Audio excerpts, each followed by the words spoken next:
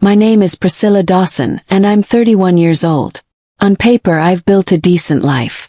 I'm a marketing consultant in Denver, living in a small apartment I actually like, and I thought I had finally carved out some independence.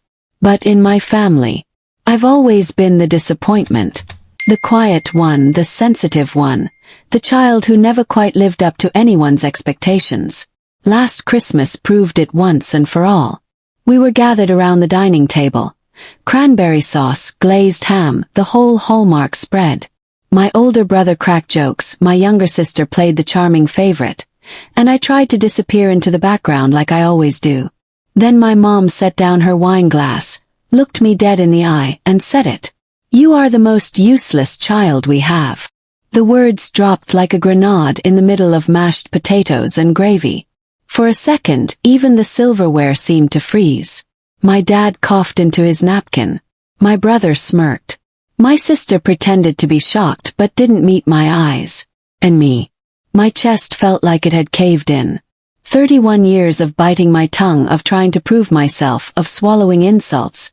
And she said it so casually, like she was commenting on the weather. That was the moment something snapped in me. I didn't stay silent this time. I answered back. And what I said left the whole table stunned. Growing up in suburban Colorado, I always felt like the extra puzzle piece that didn't quite fit into the picture my family wanted to frame. My mom, Diane, ran our household like a corporate office. There were golden employees, star interns, and then there was me, the one who showed up on time, did the work, but never got a promotion. My older brother, Marcus, was the crown jewel. Tall, broad-shouldered, and with a smile that could win over anyone. He was captain of the high school football team and later became a successful real estate agent. My mom adored him. Every conversation started with, "Marcus closed another deal," or, "Marcus is looking at buying a second home." His trophies and plaques covered the living room wall, a literal shrine to his greatness. Then there was my younger sister, Lila. She was the charming, carefree one, 7 years younger than me.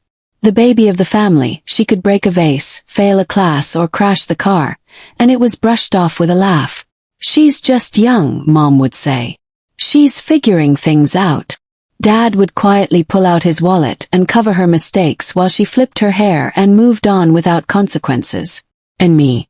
I was the one in the middle. Neither the prodigy nor the baby.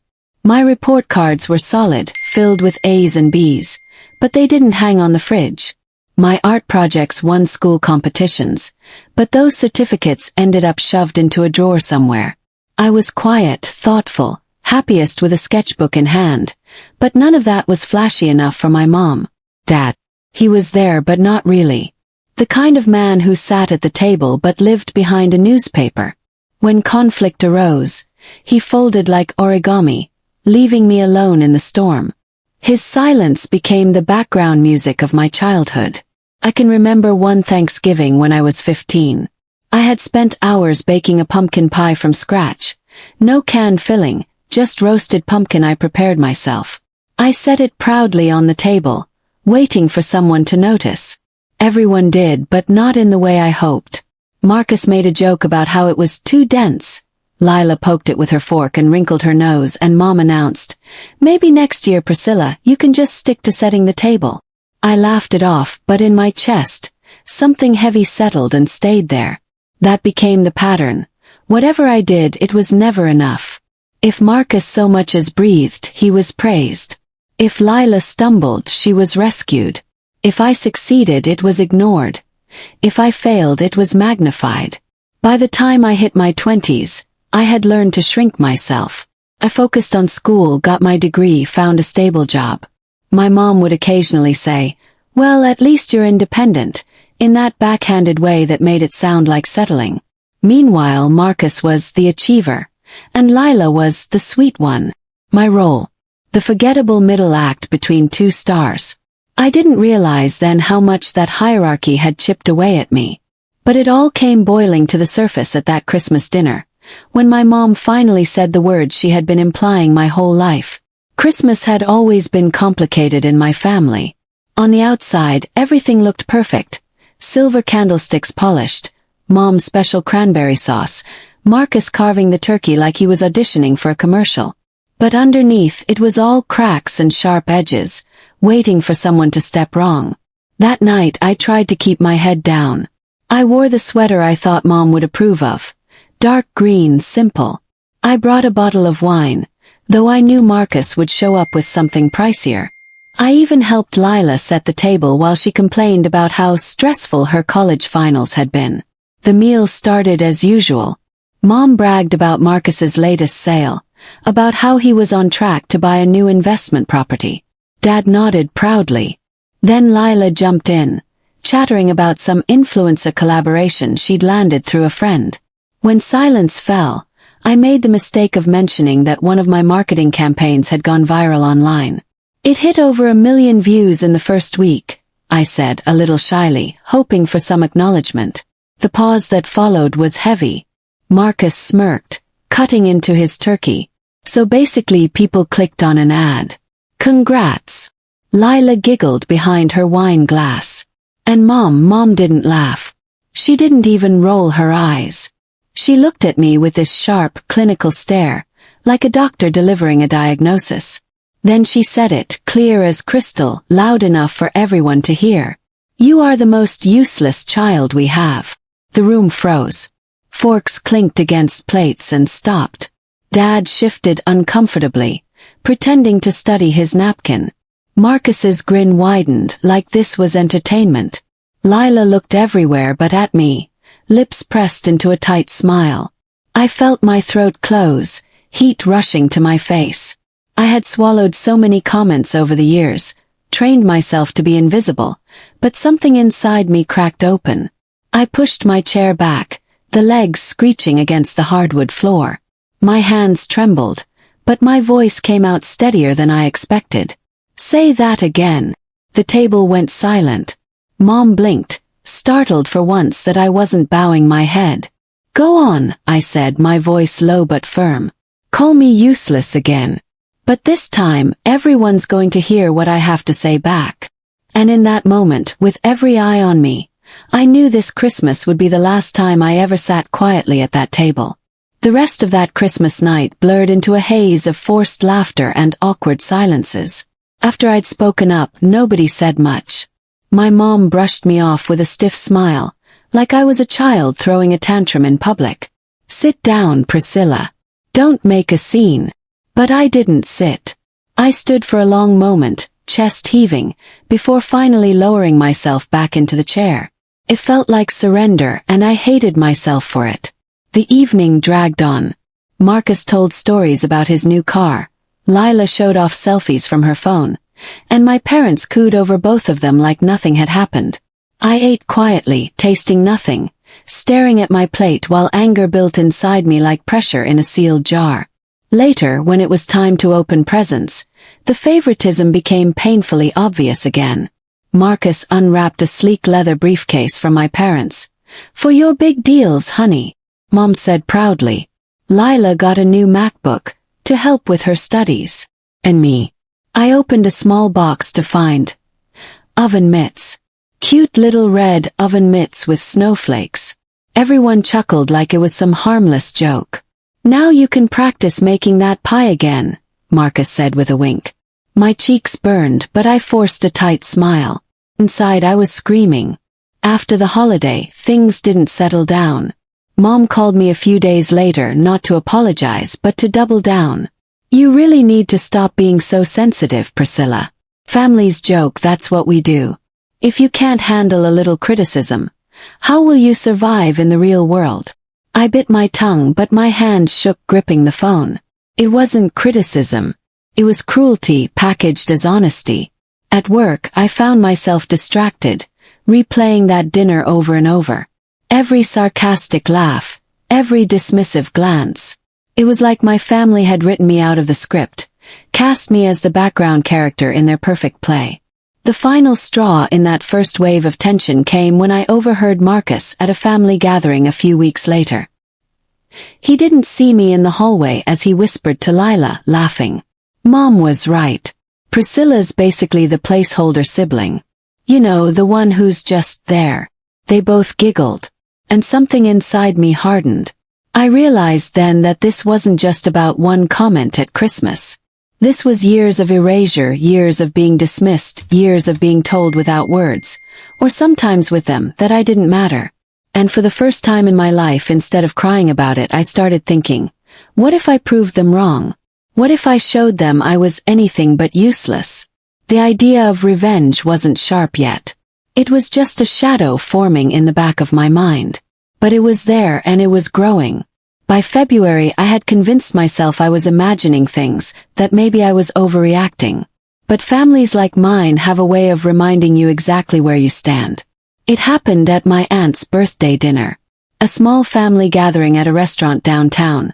Nothing fancy, just a long table with 20 people squeezed together. I arrived early, brought flowers, and tried to act like everything was normal. Then Mom stood up to give a little toast. She raised her glass, smiling at Marcus first. To my wonderful son, who continues to make us proud every single day. Your success inspires this whole family. Everyone clapped. Marcus basked in it. Then she turned to Lila. And to my baby girl, who is blossoming into such a talented young woman. We're so excited for everything that's ahead for you. More clapping. More smiles. And then, she didn't even look at me. She skipped right past me like I wasn't there and finished the toast. Here's to family. People raised their glasses, but I just sat frozen, the stem of mine digging into my palm. My face was hot, but not from embarrassment this time. It was rage. She had made me invisible in front of everyone. The whispers started too. At the end of the night, when I went to pay for my portion of the bill, I overheard my uncle mutter to another relative. She's 31 and still renting. No wonder Diane's so hard on her. I wanted to scream. Instead, I smiled tightly and handed the waiter my card. But the cracks widened. Marcus and Lila began treating me like the family punching bag in casual conversations. At Easter, Marcus joked loudly about how I still play with crayons for a living. Everyone laughed. At a summer barbecue, Lila asked me in front of guests, "So when are you finally getting a real job?" Every insult chipped away, but something else was happening too. I stopped feeling like the victim. I stopped believing their version of me. Because at work I was thriving. My campaigns were winning awards, my clients respected me, my boss praised me.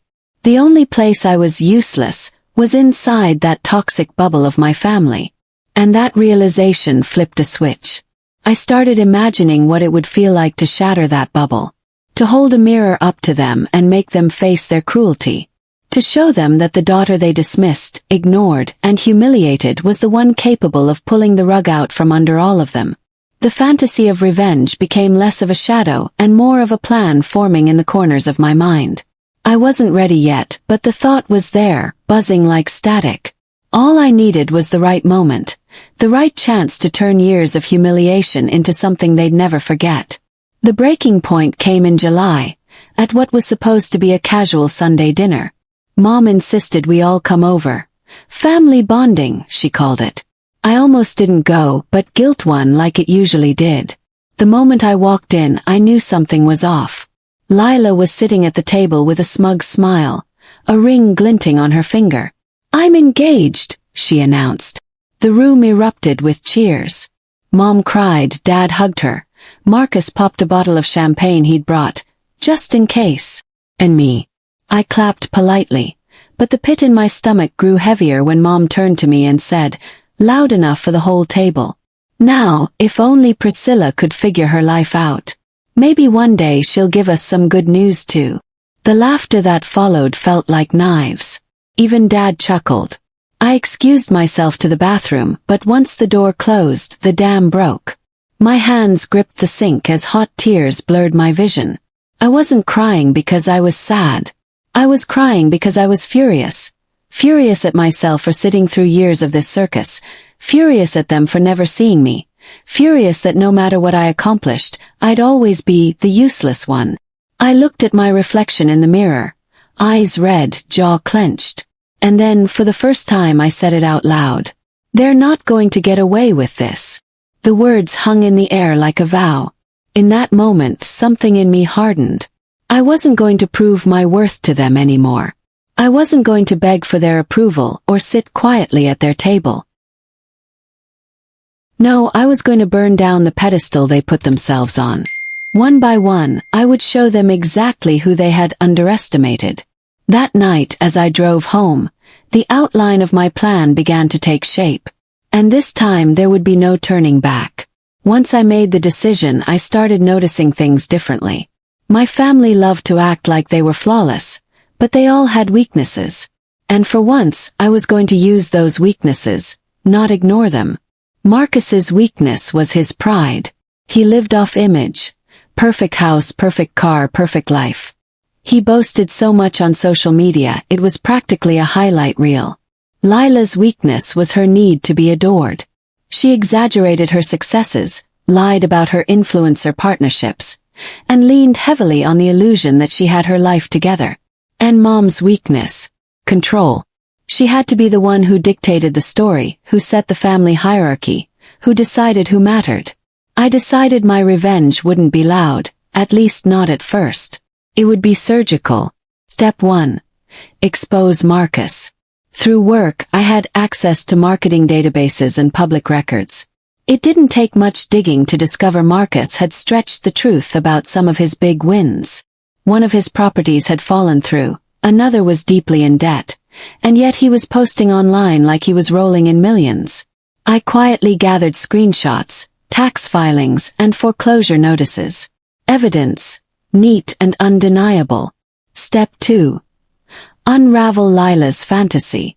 She had bragged at dinner about her sponsorships, about working with well-known brands. Out of curiosity, I emailed a few of those companies from a professional burner account. Most had never heard of her. A couple even replied bluntly, "We don't work with influencers." Collected those emails too. Step 3. Confront Mom where it hurt most, her perfect facade. Mom's friends, her church group, her social circles all thought she had raised the perfect family. But I knew things. I knew about the time she borrowed money from Grandma and never paid it back. I knew about the credit card debt she hid from Dad. And I had the receipts, literally. Now, I didn't want to ruin them financially. This wasn't about money. This was about shattering the illusion that they were untouchable, while I was disposable. The opportunity came in December, almost exactly a year after that Christmas dinner. Mom was hosting her annual holiday party. Dozens of relatives, family, friends, neighbors. It was her stage, her chance to brag. I dressed up, smiled, and arrived with a gift bag in hand. Inside wasn't wine or chocolates, but neatly sealed envelopes. The night went as expected. Marcus talking about his new investments, Lila flashing her ring and chattering about her brand deals, Mom beaming at all of it. I let them bask, sipping my champagne, my heart thudding like a drum. Then, when the crowd gathered in the living room for the traditional family toast, I made my move. "Before we toast," I said, my voice steady, "I have a little something I'd like to share. Since Mom always encourages honesty at the dinner table, I thought we could make it a tradition." A ripple of laughter moved through the room. Mom stiffened, but she couldn't stop me without looking rude. I handed Marcus his envelope first. "Marcus, you've been brag.